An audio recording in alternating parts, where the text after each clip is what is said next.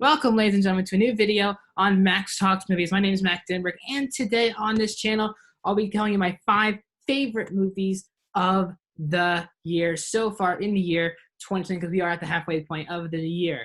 If you have a ranking of your 5 favorite movies of the year, tell me down in the comment section down below. And also tell me if you agree with my list that I'm about to give out to you guys. Please, before I get into this, please consider hitting that like button to help the algorithm so more people can watch this. The more people you like, the better we do as a community as well. Also, hit that subscribe button if you're new to the channel. If you like streaming platform reviews, TV show reviews, movie reviews, and rankings, I'm sure you'll find something good here to find here on Max Talk Movies. So please hit that subscribe button. Also hit that ring the bell for notifications on all the upcoming videos here, because it'll be a busy week here on Max Talks Movies. So let's go from number 5 to number 1. Some of these movies I've already reviewed here on this channel, and I'll put a card for that on the top right of your screen. But if not, I'll go pretty in-depth on it, so let's get started. So number 5 on the year for me is Birds of Prey. That's number 5. Now, I don't love this movie, for sure. It's in my top 5 for DCEU, but it's not in my one of my favorite movies of the year, for sure. Just shows you how weak of a year it's been, in my opinion. Birds of Prey, for me, is a super fun movie. Margot Robbie kills it in the lead role once again as Harley Quinn. I think she's even possibly better in this than she was in Suicide Squad. Ewan McGregor steals the scenes with his Black Mask performance. Victor Zsasz as well has some good stuff in here. The film, for me, has the best one-on-one just combat action we've gotten so far in the DCEU. There's a lot of great action set pieces. I was never bored throughout the whole movie. I was laughing. I was having fun in the theater watching this. I did get to see this in the theater before coronavirus. I'm sure I'll be talking about that throughout this video. And I think the casting was really great in this movie. The main issue for me with Birds of Prey was there wasn't really a lot of characterization for the actual Birds of Prey. It feels like it was a Harley Quinn movie against Black Mask that happened to have the Birds of Prey characters in them. Huntress was a complete waste of time. She maybe is in 2 or 3 scenes. Rosie Perez's character doesn't really do a lot in the movie. Trinity Smollett, though, it does a lot in the movie, but again, she seems very weak as Black Canary. The character itself was pretty poorly written. And as a whole, you don't really feel like it's a team-up movie. You just feel like, as I said earlier, it's a Harley Quinn movie. And because it's an unreliable narrator, sometimes the movie goes a little too all over the place, which I guess is what the point is, but for me, it goes a little too all over the place. But great performances, fun action scenes makes up for mostly a weak plot, in my opinion. So that's why Birds of Prey comes in at number 5 on the year for me. My number 4 is one of the rare Netflix ones that's going to be on this list, and that is The Half of It. I'm so happy that The Half of It, for me, makes it into my top 5 on the year. It's a Netflix original that came out the beginning of May, and a lot of people saw this, which I was really happy with. So basically, it's about our character on my right. She basically writes letters writes papers for everyone. No one really likes her, but she does all the papers for everyone and gets paid for it. This guy on my left over here, he wants to write a love letter to the girl right behind me, and we find out that they're both pretty much interested in her, and just that kind of perspective was really good. This is one more relatable from movies that you'll probably see all year in 2020, especially for me who just finished up high school. But for me, I really enjoyed this film so much. I think all our 3 main characters for me were pretty fantastic in their roles. Movie was never boring. It does hit you really hard emotionally towards the 3rd act. And at times it also is really funny. What holds it back for me is that it is a little too predictable at times. And our Astrid, who actually is probably my favorite character in the movie, she's the main girl who our 2 main leads want. Her character was she was such a great performance, but her character was kind of wasted because at times you don't understand why our 2 leads were interested in her. They don't give her really any characterization other than when she's interacting with our 2 leads. So for me, if they gave her a lot more characterization, I think the movie would have worked. It would have been in probably my top 3 for the year. So both Birds of Prey and The Half of It for me fall at a 3.5 out of 5. So just below, really a 75%, 70% range for these movies. This movie, I was begging to get to a 4. But because of those faults, for me, it can't make it up to 4. But I really enjoy this movie. It's probably one of the most pleasant surprises that I've gotten on Netflix this year. So I was very happy to see The Half of It do very well. My number 3 is an HBO original film, and that is Bad Education.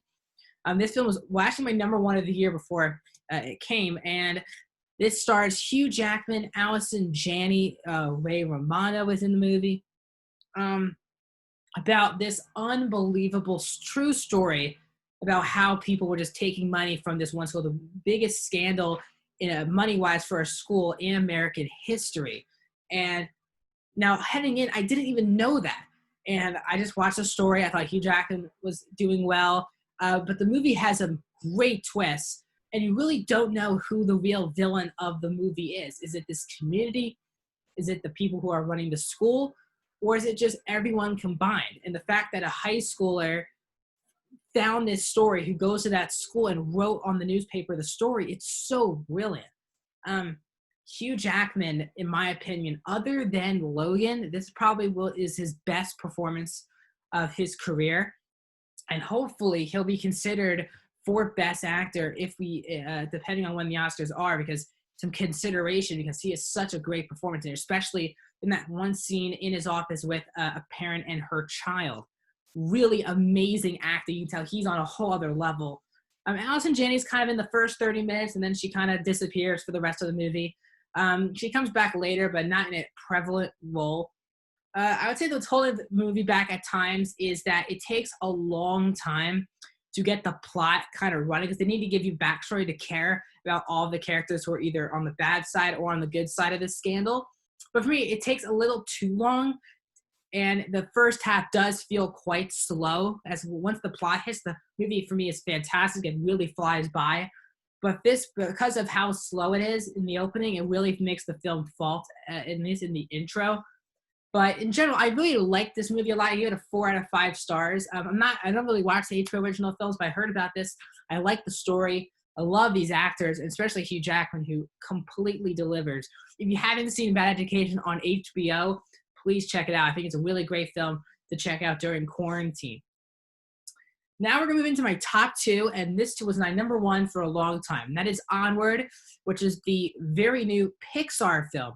And for me, Pixar might be my favorite studio out there, especially definitely animation-wise. I really grew up with all of the Pixar movies. I'm a diehard. Toy Story is it might be my favorite trilogy of all time. And I just love Pixar. Now, they have had a lot of faults, especially recently. Cars 2 is not that great. But as of late, I really enjoyed, Incredibles 2. But as of late, I really enjoyed Pixar. There's sometimes they miss the mark, but for me, they most of the time nail it. And I wasn't really excited to see this movie. I was only excited to the movie because of Pixar and the fact that Chris Pratt and Tom Holland were our 2 leads. But the trailers just never worked for me. And I still think that their advertisement for the movie was pretty awful. And I saw this movie on March, I think, 6th. And this movie was the last movie that I saw in a theater. It was Onward. And I loved it. I really loved it. I saw it with 2 of my best friends, and we were all pretty emotional in the theater watching the film. Coming from someone who has a brother, this movie completely hits home on brotherhood and stuff like that. And it's such an amazing story. You think it's done where, Chris Pratt and Tom Holland need to find the top half of their dad. But it hits really hard. You care about a lot of things. You care about the truck. You understand the motive of Chris Pratt. You get why Tom Holland.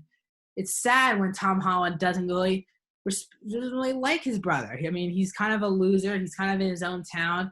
And while he's pressuring Tom Holland to be this own person, Tom Holland thinks that obviously Chris Pratt isn't being his own person. And the fact that Chris Pratt basically knows what's going on, because it's basically Dungeons and Dragons but come to life.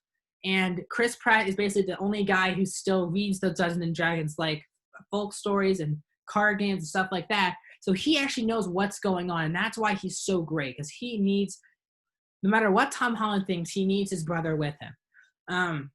But this film almost made me cry in the third act. I was definitely tearing up. I really did cry a little bit last year when I saw Toy Story 4. And Onward, now it isn't top 10 Pixar for me.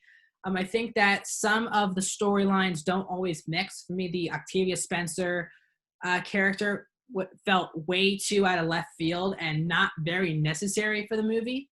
Now, in that one scene, her intro scene I like, but when she continues to be on the journey, it pulls me out of the movie at times. Not the Octavia Spencer voice work, but just the character herself. I like Julia Louis-Dreyfus again as the mom. She played the queen in A Bug's Life, so her second try at Pixar. And for me, I felt like her character needed a lot more to do in the movie. But for me, I love this movie. Now, it is not in my top 10, as I just said. But Pixar is such a great studio where, for me, I really love about 15 of these movies. So for it not to be in the top 10 doesn't say anything wrong with Onward. But for me, it just doesn't always hit the mark for me as some other Pixar movies do. It's really Pixar movies, what are great about them is that you basically react to them however you feel. And that's the whole thing. Everyone emotionally reacts to all different kinds of Pixar movies. And for me, this one, I talked to my friends out and they were like, this is one of their favorite Pixar movies. And I just couldn't get to that level. I really loved it. They loved it. And I really loved it too, but I couldn't get to that level. But my number one movie, and once again, I have talked about this on its review, on my review I have up for this channel. So I'll probably put a card here up to right if you want.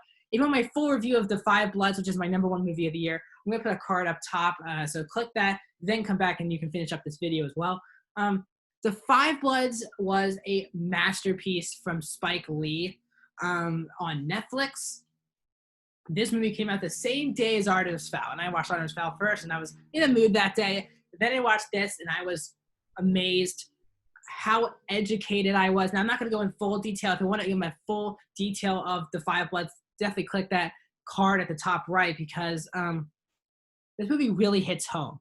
The acting, Delroy Lindo needs to be nominated for an Oscar when we get to the 2021 Oscars. It's so far, him and Hugh Jackman by far have given the strongest performances in a male lead this year. Chadwick Boseman's great. The group of the guys, they feel like they've known each other since that Vietnam War. And the direction from Spike Lee. I think for me, Black Panther and this are on the same level, except this movie is a way better directed movie than Spike Lee did than Black Panther. Black Panther has a better script. My issues with The Five Bloods are only that the first half is really slow. Before we get to that jungle, it does take a while to get to the jungle, and it kind of drags itself out to that 2.5 hour mark. But for me, I really loved this movie to death. I'm so happy that I got to see this, especially this came out right when the Black Lives Matter movement really begun and the protests really started here in the United States. And it felt so relevant to what was going on and the way that African Americans were being treated when they came back from Vietnam, and how sad that is that our country already hated them as African Americans when they were there, and they hated them even more, even though they sacrificed their lives for the country that didn't want them. And I absolutely love that The Five Bloods honed in on that point. I cared about all the characters in the movie. I would say that also Jean Reno's character is pretty predictable. You know exactly what his motive is and what's going to happen to him at the end of the movie. But I love this movie to death. Spike Lee directs an amazing movie. The score is also pretty damn great. The acting is great, and the story makes you so emotional, especially towards that third act. So that has been my ranking of my 5 favorite movies on the year 2020. If you like this video, please hit that like button. The more you guys support the channel, the more stuff I can do for you guys. Let's get to 100 subscribers as fast as we can. The more you guys share the video, share my channel. The more you guys get to 100 subscribers, the more I can do more Q&As, more live streams. I would love to keep doing more live streams, but I need the support from you guys to continue to help me out. Also, hit that subscribe button if you're new to Max Talk Movies. If you like streaming platform reviews, movie reviews, TV show reviews, and movie rankings, please, you're going to find something here that you're going to absolutely love. So please hit that subscribe button. Ring the bell for notifications on upcoming videos. Tell me your favorite 5. Tell me your 5 favorite movies of the year so far in 2020. Also, yesterday I did a video. I'll put it next to my face. I did my 5 least favorite movies of the year on 2020. So my 5 best, 5 worst are now on this channel so far. This upcoming Friday, I have 2 new movie reviews for you guys. The Old Guard, the Netflix movie starring Charlize Theron, and Greyhound starring Tom Hanks on Apple TV+. I'll be watching both those movies on Friday and reviewing them both on this channel. Those are my next 2 reviews here on Max Talks Movies. Thank you guys so much for joining me on another video. I'll see you guys on Friday.